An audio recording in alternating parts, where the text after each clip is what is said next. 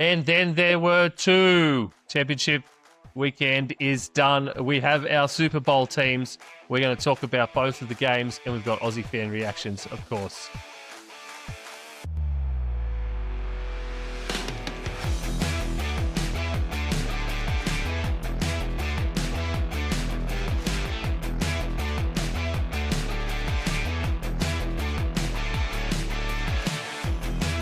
G'day, Brad. G'day, Isaac. How you going, boys? Championship weekend done.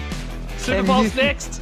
Can you believe it, man? It came down to this, and what a way to end it. So 32 down to 2. It's pretty fantastic. And yeah, I was very happy. I'm all right, guys. Thanks. Isaac is happy. There's tears of joy for the Seahawks. In all seriousness, though, that was a really good game. Yeah.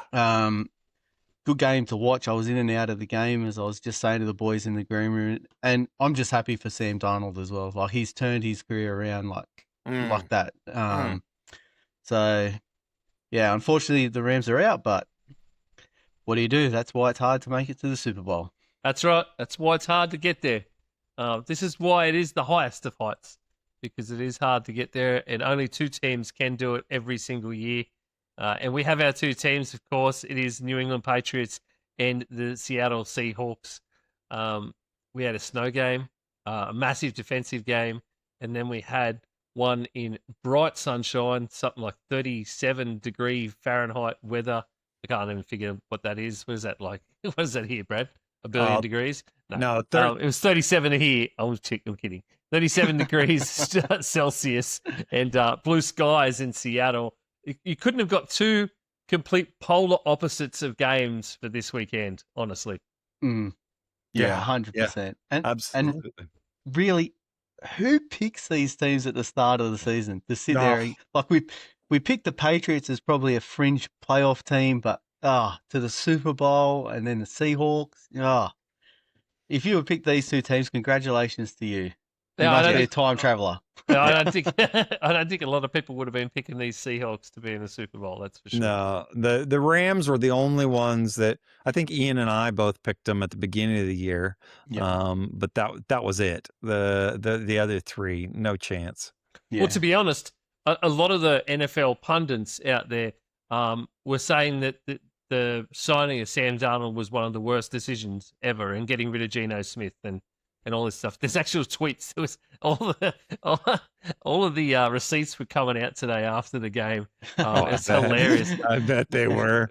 Mina Kime had a series of tweets after they got moved on from Geno and signed Sam, because that happened basically same day-ish, where she was saying that it's a terrible decision by the Seahawks to move on, yada yada yada yada, all this sort of stuff, and this is the best decision that the Raiders could make, and they'll go a long way in 2025. Well, holy shit. Why are you working for the NFL and some of us aren't? You know? So, if you can make those kind of dumb predictions and, baseless stuff, then the rest of us should be able to get a gig. But you live and die by your sword, right? If you're on that, you go full hard at it, and if it doesn't work out, then, it's not a good look later on down the track. Yeah. Well, I wouldn't want people to pull up all of my old predictions. I'll tell you that much. But, yeah, I actually like Mina. I think she does a good job. But I understand what you're saying, and she's not alone in that. There's lots of them that roasted them. Yeah, well, that's right, and they're on national TV, so they're obviously going to get their receipts kept, right? Yeah. So, like, people like us. That 50 people listen to, they're probably not sitting there writing it down going, oh, well, I'm going to get these boys at the end of the season. I like it. But as far as entertainment value, both these games just came up, I thought, roses, but for different ends of the spectrum, So, yeah. Yeah, well, the defensive one at the start of the day, and then you've got the offensive one at the end of the day, and what a defensive matchup that was. Oh gosh, it blew me away just how rapidly that game changed in the course of one game. So, over from the first quarter to the end. And I don't know if you saw that, if you saw any of the game, but they did like a time lapse of some photos. Like first quarter, they come out and it's just blue skies and sunny. And then by the end of it, it was just, obviously a blizzard and nobody could do anything. So I was just glad. I was happy as soon as it started snowing. I was just glad that I looked at my bet for the under on points. And Yes, wasn't that a good bet? Like, it's just amazing because your game plan probably changes midway through the match.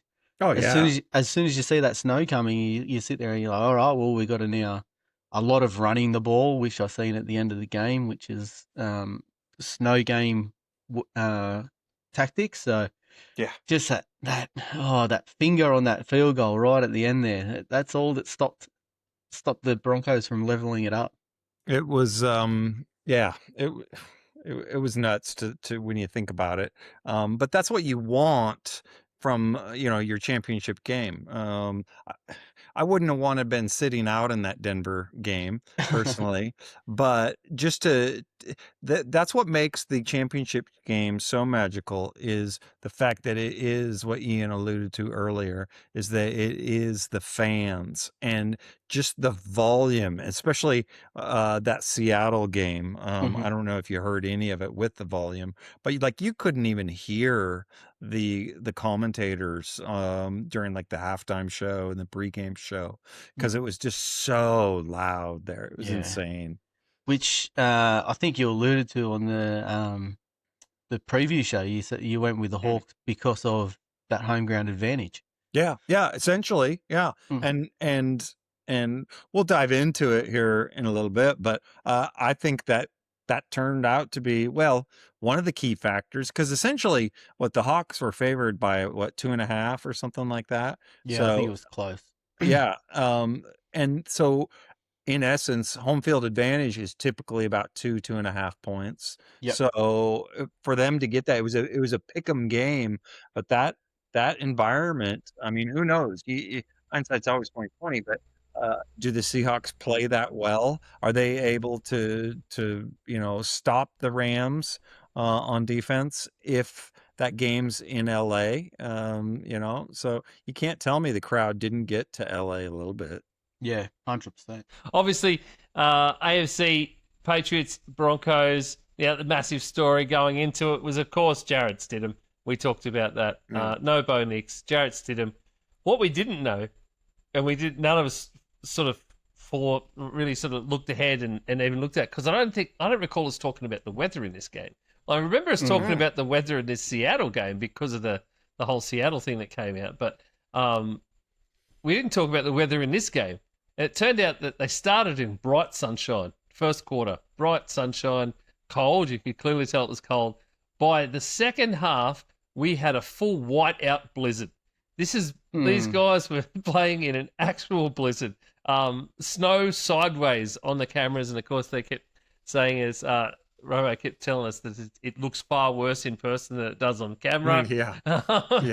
That was his favourite line today.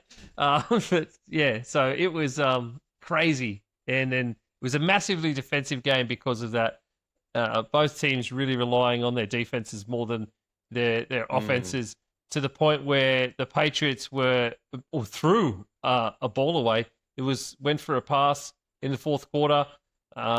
May dropped back, looked, it wasn't there, and just essentially arm punted a ball out the sideline to give up the to go to punt, or to give up the down, and just gave it back to the Broncos and trusted their own defense to get the stop, which they did. So it was a very hard game to watch, Brad. That's for sure.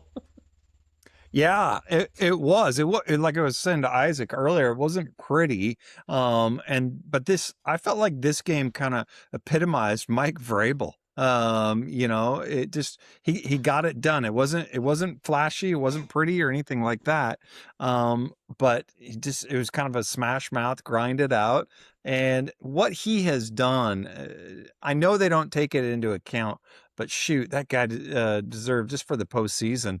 I feel like he deserves to be coach of the year. And I wasn't sold on him. I was, because of their schedule. I was a little bit hesitant, but what he has done, he showed that they can play in this big game. They deserve to be there. I mean, to take a team that was 4-13 last year, introduce a bunch of new guys in it, and then be 17-3 on your way to the Super Bowl in your first season. It's just absolutely amazing. And they were just more prepared. That's what I felt. I felt like Vrabel outcoached Denver, and so it was good. It was fun to watch.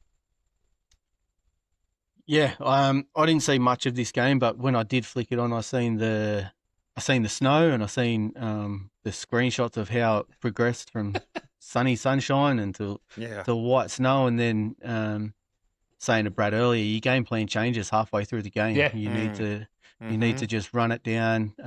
There was a play there where I saw, I think it was Stevenson tripped over, and Drake May just had to take the sack because he wanted to hand it off. Yeah, he tripped as well. Yeah. He slipped, so everyone's slipping all over the shop, and then you get Will Lutz there ready to even it up, and like fingertips just cost them the game in that. So yeah, defensive battle, and I think going into it, we knew it was going to be a defensive battle because those two teams are built on defense. So yeah, two contrasting games. Yeah, completely. And I'm the one coaching decision that I don't know, Ian, if you saw this or not, but that I still think it's just stupid, was in the first half when Denver had the ball down near the goal line, and I think the game was 7-7 at that point. Sean Payton decides to go for it on fourth down when he was in easy field goal range. Yep. Mm-hmm. And my philosophy on that is, you take the points. You're at home, unless you really don't believe in your guys, and you think, okay, this is really, we're playing against a much better opponent, we have to score that touchdown. But that wasn't the case. You could tell it was a pretty even game. And so for him to go for it on fourth down, that was the difference in the game, in my opinion. And that was before it started snowing too. So it was already a massively defensive game before it started snowing. Yep. So in a defensive game, I think we're all aligned with that. You take the points. You take them where you can get them, because 1, 2, 3 points could be all the difference you need to win that game by the end of it. Mm-hmm. And you would think someone on the staff, like in the F1, they keep an eye on the weather. Someone's got to keep, okay, so there's a blizzard coming, it's going to hit at halftime, say, for instance. Take the points in the first half. Like, if you want to go for it in the second half. Yeah. Like, if it's then 10-all, go for it then. Like, I don't know. Because it only ended up 10-7 to the Patriots. So that could have been 10-7 the other way going into halftime. Whether the Pats get it back and they get that field goal, we could be at 10-10, and then you've got to do something, But fourth and 1 at the 14, points are premium. Just take them. Exactly. Yeah. Exactly. I do believe, though, if it had stayed not snowy, if it had just stayed sunny, this game would have been very different. There's part of me that was watching the Pats, and it's like they just lost themselves for a big period of time, especially the offense. They didn't know what to do or where to go. Drake May wasn't having a great game even before the snow, before he starts slipping over and falling over other players. So I don't know whether the Broncos could have won it, but it could have been a lot more of a game, I feel like a lot more entertaining game. I think they could have. I think, you saw earlier, Stedham took the shot and hit Mims on the 50. Oh, there were so many of those too. Stidham, I thought, played really well. Like, he played, like, there was some boneheaded decisions. He's a backup quarterback who hasn't played in 2 years. Like, that's, of course there's going to be that. But the throws that he was making were really accurate. They were really good. There was some of it there was one where Mims, I guess he was basically a step off, and you sort of, I guess, as if you Stidham, you throw it at the right height, and you're just essentially an arm's length away. You're kind of hoping that the player continues to move that direction, but it didn't happen that way. But then there were other ones, as you said, Brad, where I think it might have been Franklin had it in his hands and then just drops it. And Yeah. you've got to make that. Yeah. You've got to make those, and it's Yeah, it wasn't Franklin because he didn't play. no, but you're Mims. right. So It yeah, was- sorry, it was Mims. Yeah. Yeah, I just having a look now. Yeah, and it Yeah, no. It's and hats off to Drake May in the sense of he didn't, like you said, he didn't play that great. He only had 86 passing yards. But but the one was, I don't know if you saw it, but it was he did a naked bootleg and he got a first down. Yep. And that kind of sealed the game. But the first drive coming in out of the second half, so in the third quarter, 16 plays, 64 yards, took over 9 minutes off the clock, and they got a field goal, and that was it. That was the last scoring in the game, and that was the difference right there. Because and then the weather just really went to poo after that. So it's just, and to me, that the Pats DC for this, we talked about it, I think, in the preview matchup in our last episode, but that Pats DC who's now calling the plays, that guy has earned himself a defensive coordinator, Zach Kerr position, because I know it was against with the weather and all that, but I felt like he just called a pretty decent game as well. I think he's got a good game all year. He's been calling it since week 2, basically. So has he? Has it been? I thought it wasn't until like week 16. No. Since week 2, he's okay. he's been the DC.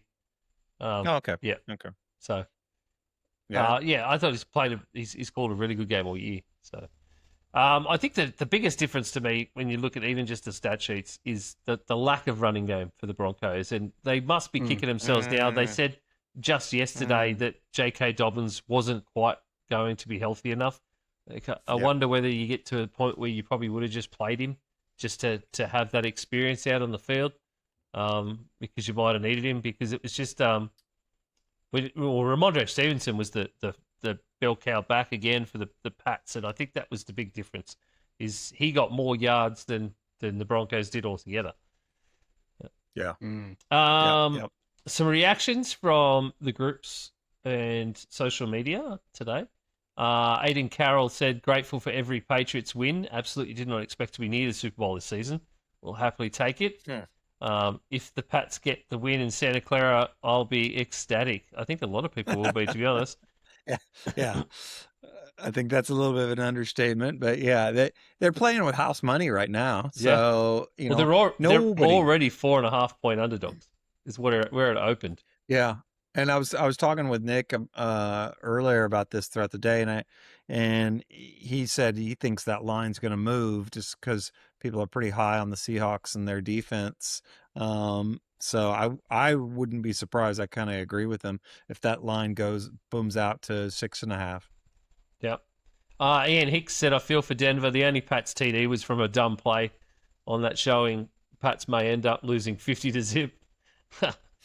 There is a lot of that sentiment today, actually.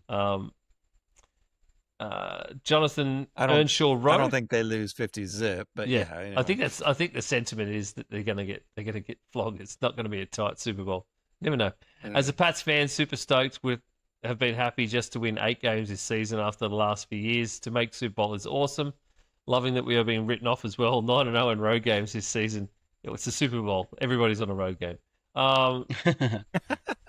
Glenn Miles, love Ice Bowl games. I think that's been a big sentiment too, is people are like, snow game, love ice games. And this wasn't just a snow game. They CBS couldn't even figure out where to put the overlay markers to let the TV audience know where it was. So that's how, when you know it is so snowed in that they have no reference point to put the overlay on the system, it's none.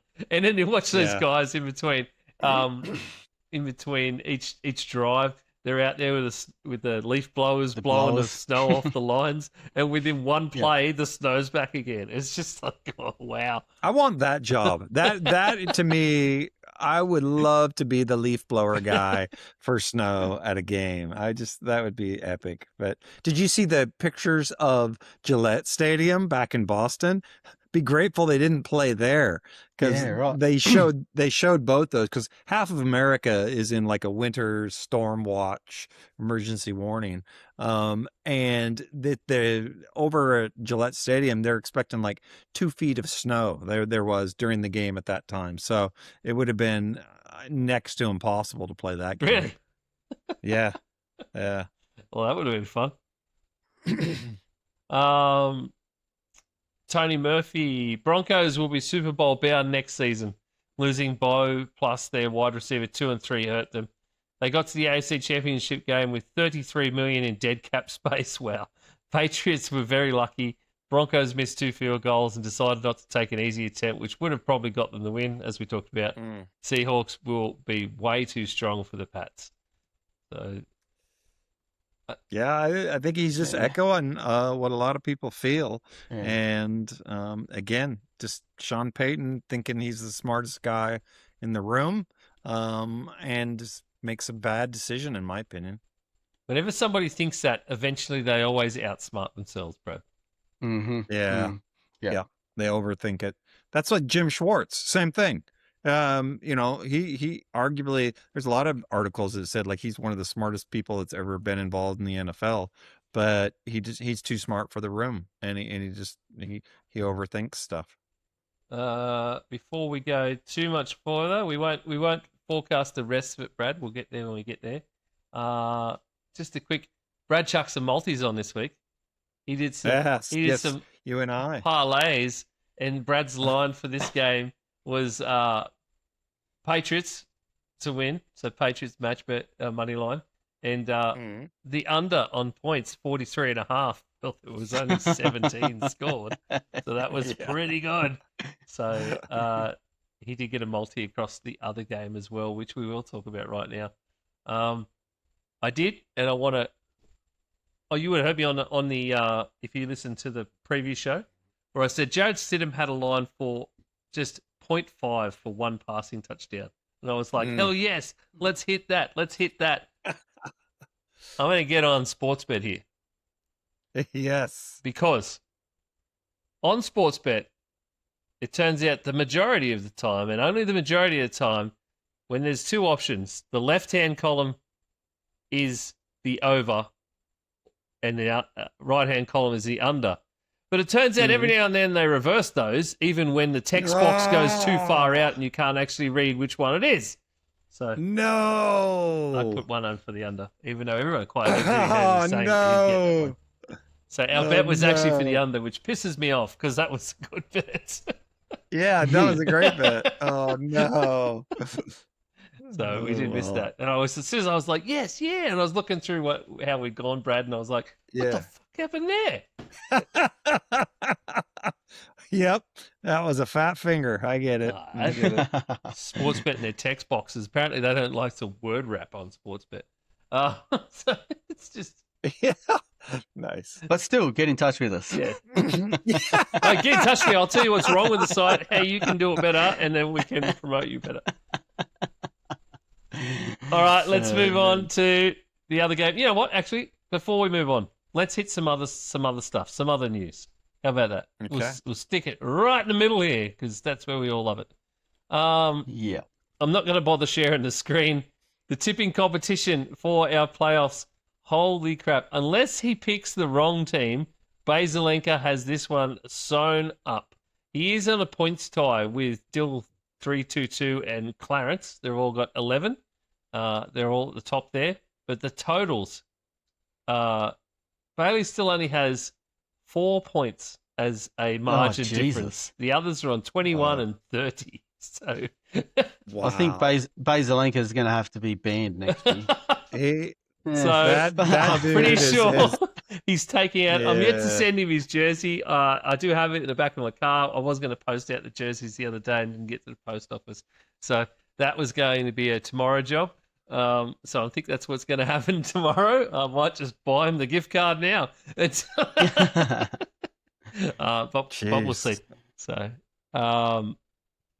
yeah, wow. So that's the tipping comp. There's a couple of coaching hires that we should have a bit of a chat about. A couple that happened just after we recorded the other day.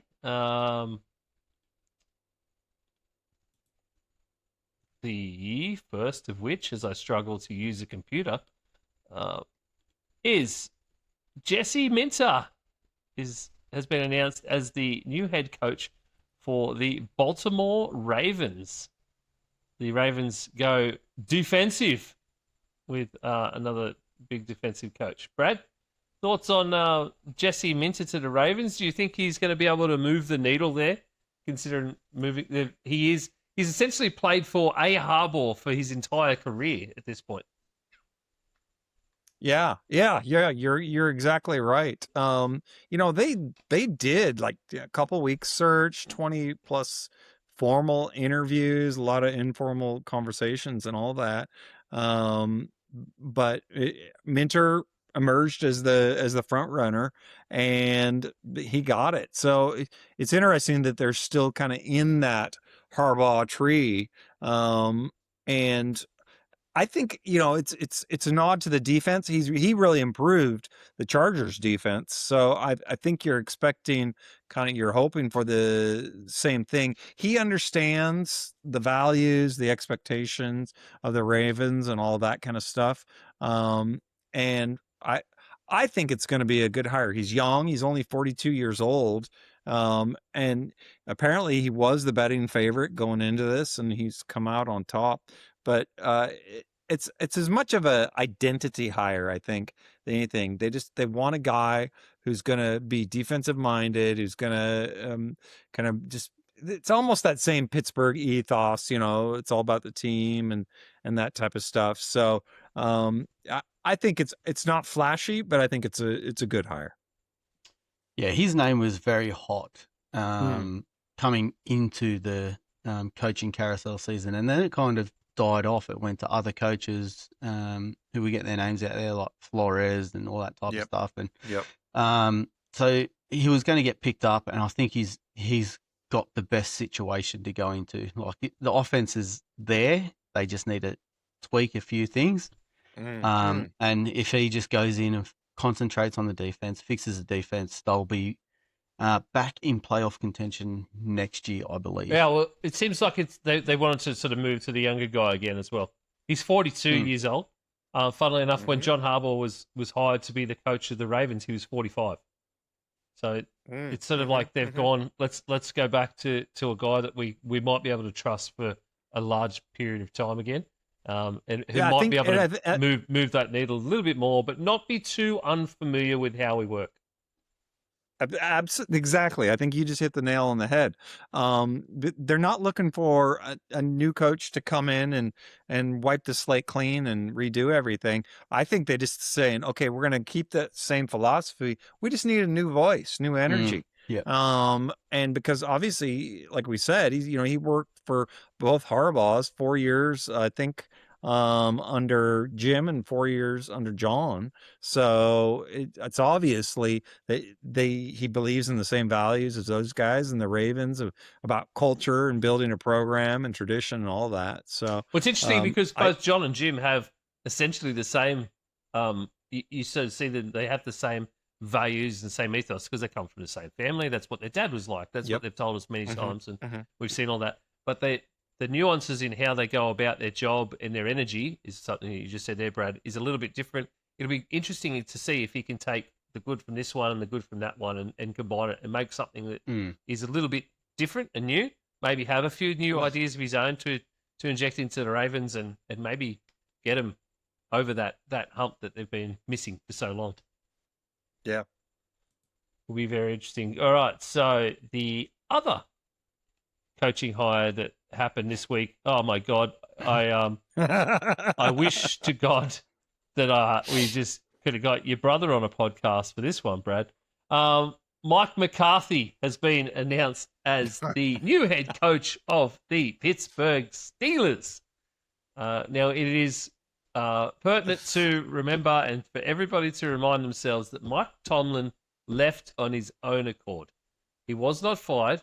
So them going out and getting another coach with basically the same record as Mike Tomlin, in all ways, is because they again status quo, Brad. It, yeah. I actually thought that this was a strong possibility a while back. Just simply because he's from He is, Pittsburgh. yes. He's And a they, Pittsburgh native. He's yeah. diehard Pittsburgh sports team fans.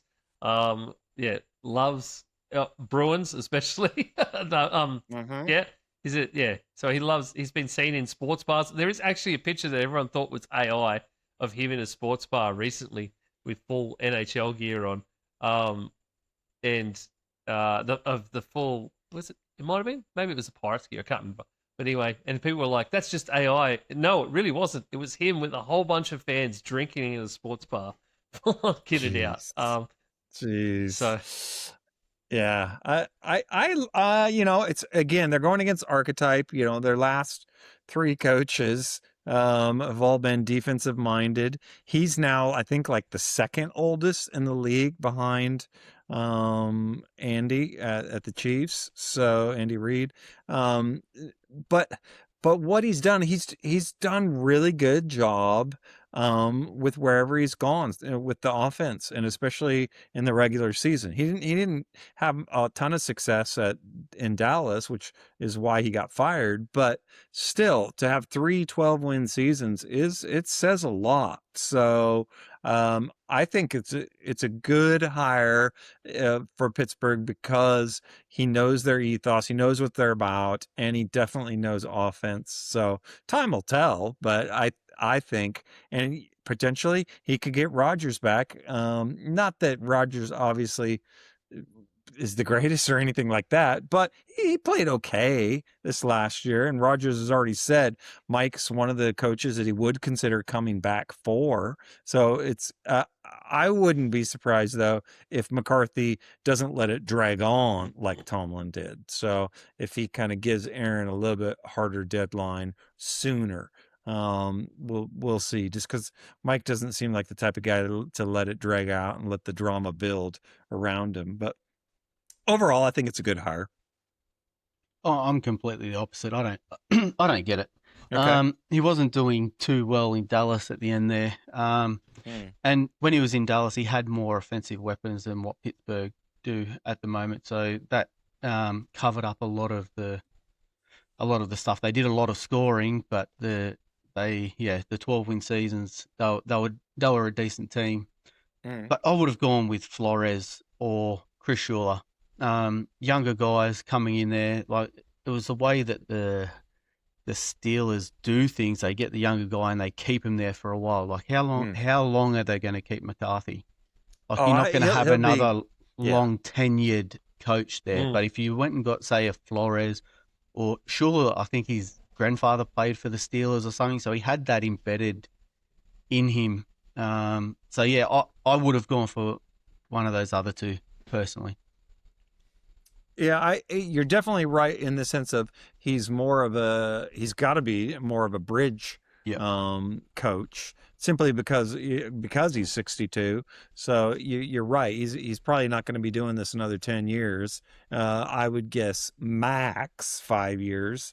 That's just me, but if they suffer, they're going to regress. So are they willing to keep him around for 3 4 years if they're winning 3 4 ball games Yep. a season? should be noted too that Jerry Jones is the only one who has officially said he's fired Mike McCarthy.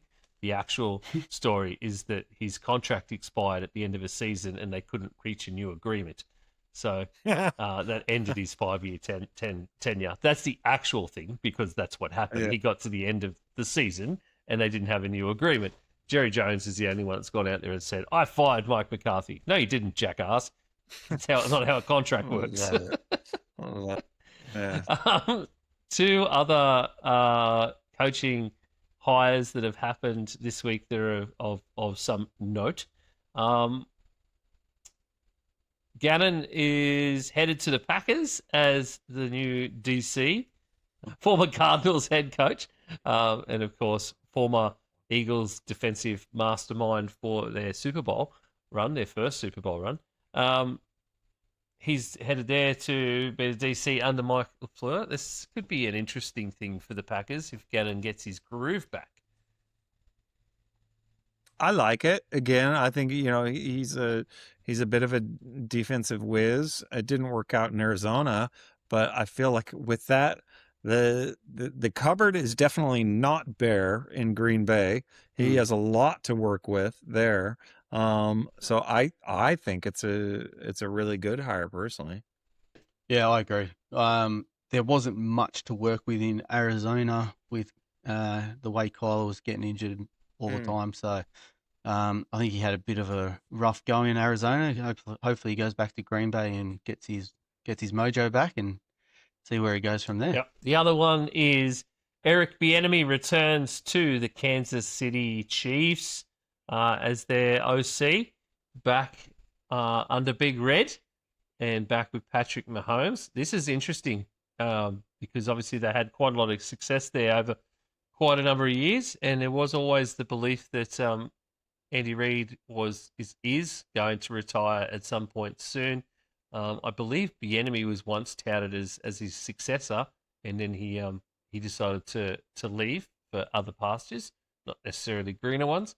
So I have to wonder whether he's back now, maybe with a bit of a promise that he'll follow up Andy Reid once Andy decides to move away.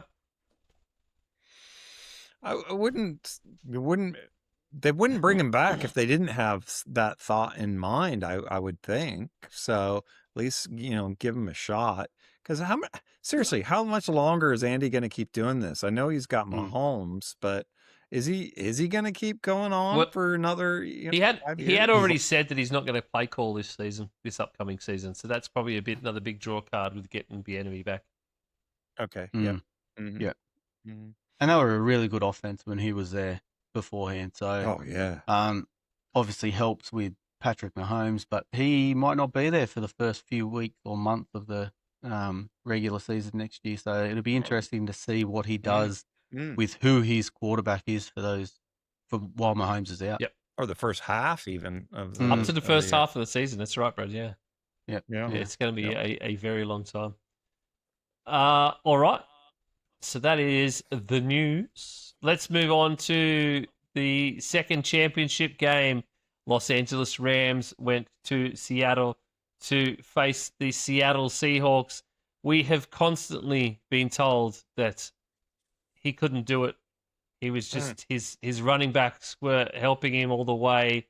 The team was winning not because of him, that he was just a game manager. And then Sam Darnold goes and throws 25 of 36, 346 yards and 3 touchdowns to get the Seattle Seahawks in a position to beat the Los Angeles Rams.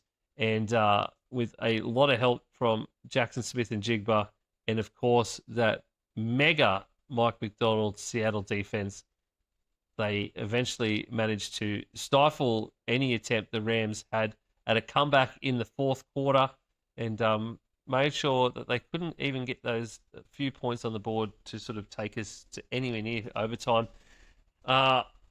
Isaac, it was a great game. You've talked about it before earlier in the episode. Great game. The Rams, though, they just couldn't quite overcome the third showing from that McDonald defense. No, and speaking of Sam Darnold, he pretty much had the same stat line as Matthew Stafford, so they played pretty equal. If you look at, I think Stafford had 258 or something, 3 touchdowns, 22 of... Yep. Pretty much very similar. 22 or 35 instead of 25 or 36, 374 versus 346, 3 touchdowns. Yeah, so they pretty much cancelled each other out. And like I said in our previous show, our secondary got cooked by Jackson Smith and Jigba. They targeted Rashid Shaheed like that. I think it was maybe in the first drive, that 50-yard bomb to Shaheed where his speed just cooked our secondary there. So like you could see it coming as a Rams fan. The things I was worried about was what actually happened. So, yeah, I mean, disappointing as a Rams fan to lose the game, but again, like I said at the top of the show, you're happy for Sam Darnold, who was written off 4 or 5 years ago, saying he's no good. He's turned his career around. So I'm really happy in that aspect, but still disappointed that the Rams couldn't get it done today. But we move on to next season. They were. That's the beauty of sports right there. You move on to the next season. And I just want to say one more thing. We said we went out at the start of the season looking to find Brad another team. And if you can see the video right now, if he can't go to YouTube, has a Seattle, search for G'day he Good has On. a Seattle Seahawks hat on. He is a true fan. So love to see your allegiance there, Brad. No. But I will be probably rooting for them in the Super Bowl, just because they're the local team for where I grew up. But yeah, both these quarterbacks were just played amazing. And like you said, they kind of cancel each other out. I thought it was way more important for Darnold in the sense of his career, of erasing that stigma. But what I was so impressed with is Darnold didn't play that well in the previous games against the Rams. And yet this game, they didn't try and hide him. They leaned on him. They did the opposite, and I loved the way that Kubiak did the game planning. They got him into rhythm early. They rolled him out. They got quick game passes. And then they just gave him some safety blanket throws, lots of screens and stuff like that. Because those first two games against the Rams, he only had 2 touchdowns and 6 interceptions. So this was it was really fun from an X's and O's standpoint. The way Kubiak called this game was safe early, get Darnold into a rhythm. You could tell they were going to try and run the ball, and the Rams weren't ready for their running. I think they thought that there'd be a little bit more throwing early on, and then the Rams adjusted, and then Kubiak adjusted again and went back to Darnold. But it was just back and forth, especially in that second half, and it was a nail biter. If people did not get a chance to see this game, go back and watch it, especially in that third quarter. And I hate seeing people's failures, cost them the game. But there were several failures in this game that I felt like could have cost them, but that kind of balanced out. The special teams. Everybody's been harping on the Rams special teams, and ultimately I think that cost them the game. The guy botching the punt return. And then if you're Seattle, that idiot cornerback, Tariq Woolen. Yeah, exactly. Yeah. They get him on a 3 and out. It's 4th down, and then he starts taunting them and gets a unsportsmanlike conduct penalty. It was so stupid. And then he gets burned on the touchdown the very next play. They were so smart to go after him, knowing that his head's not in the game.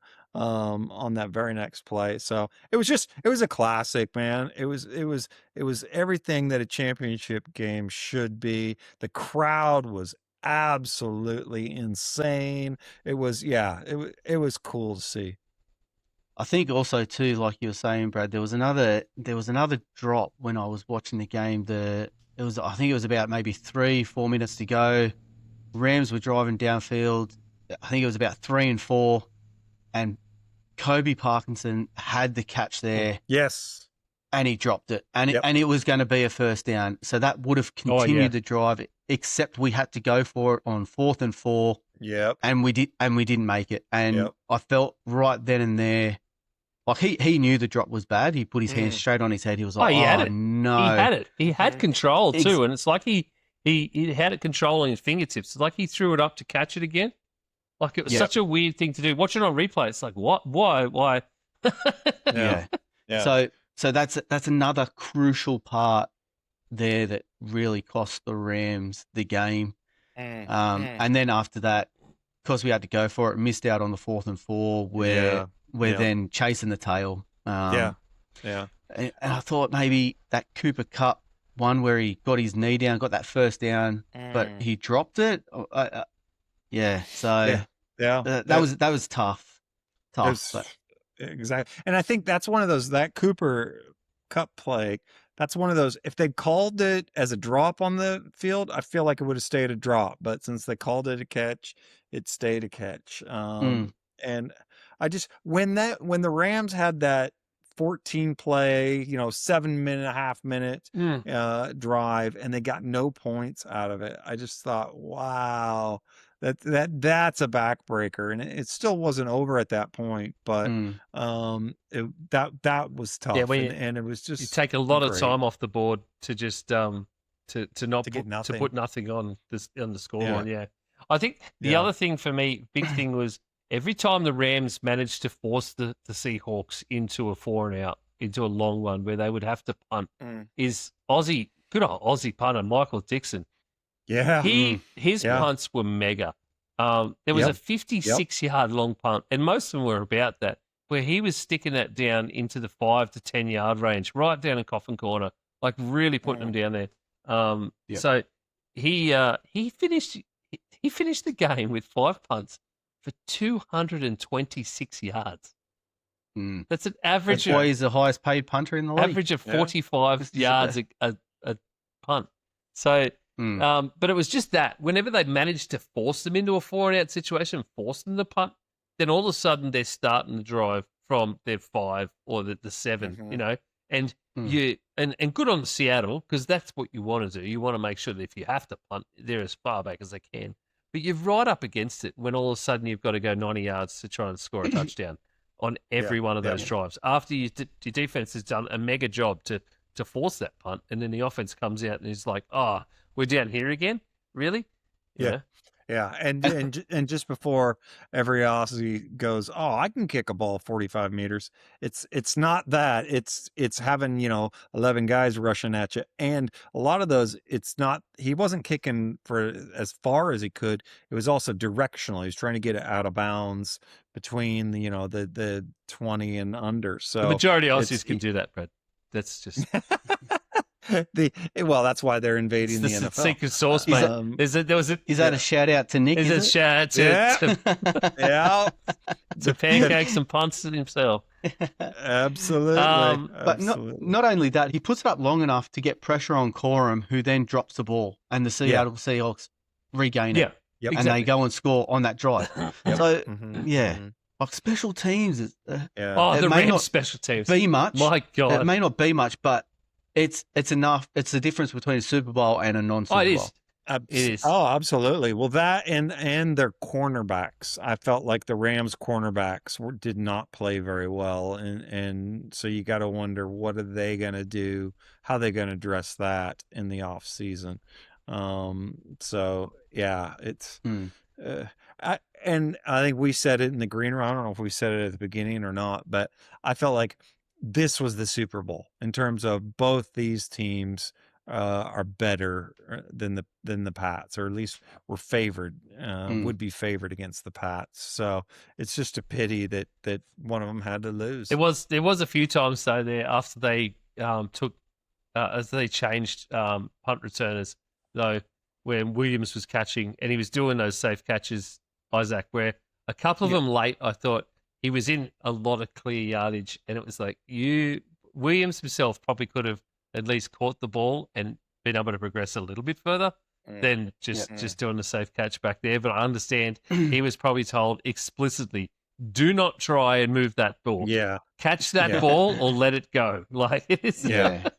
I think you're right.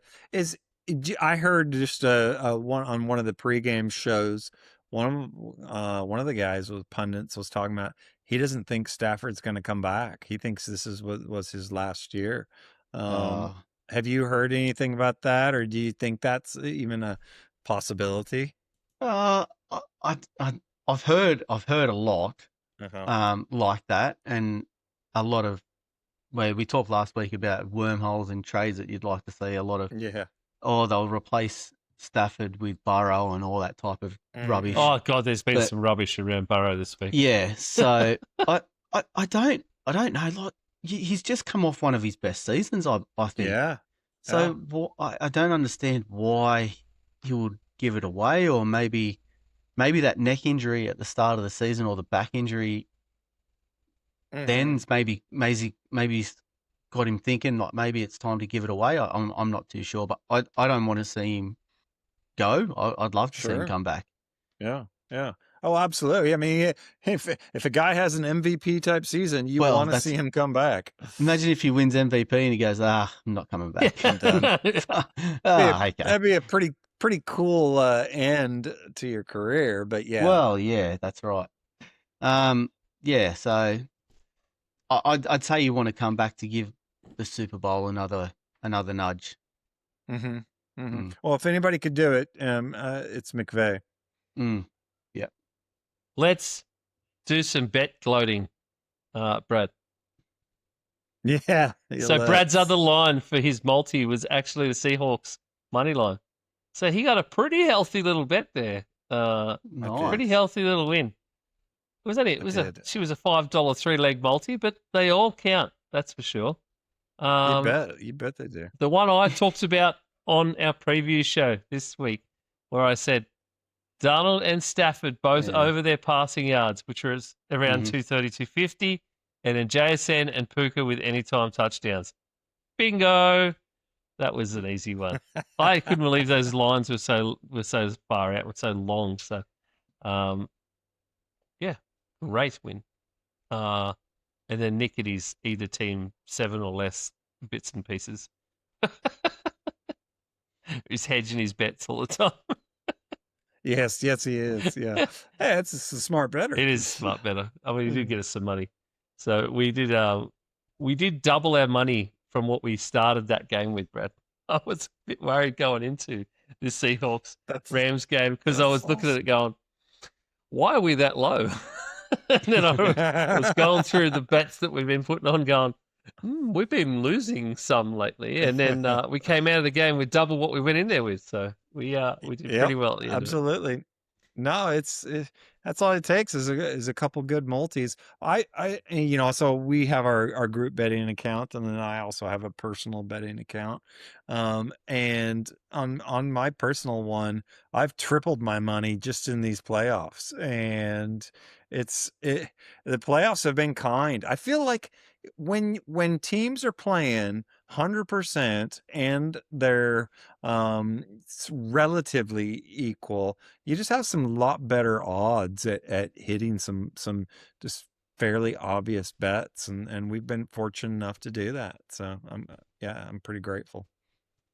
Excellent. Well, we have now obviously got both of our teams for the Super Bowl. Seattle Seahawks versus the New England Patriots. Next week, of course, is technically a week off from football, but it is the Pro Bowl games, which do get, I believe, a little bit of coverage in Australia on ESPN, where they will do some challenge games and a 7-on-7 flag football game with the Pro Bowlers. And then, of course, the big one, the Super Bowl, Monday, 4th of February, 10:30 a.m. kickoff in Levi's Stadium, Santa Clara. That is going to be massive. We're going to be back during the week with some other stuff. We're going to go through some of our preseason predictions and our water bets and all those sort of things and see where we're at, where we landed, and have a bit of chat about some stuff. We're yet to have a bit of a chat about everything that we're going to do. But so we got to nail down exactly what we're going to talk about. But make sure you listen out for that on Saturday, because we will have something out this week. And then, of course, we'll have preview shows and some other stuff through the week after, once we figure out exactly what we're going to do. But apart from that, you can find everything about us at G'day Gridiron on Linktree/Aussie Gridiron Network, or search G'day Gridiron on the social media networks and on YouTube. And you can check out some of the stuff from the other boys from during the season, fantasy and the like. And we'll see you on Saturday. See ya. Yeah.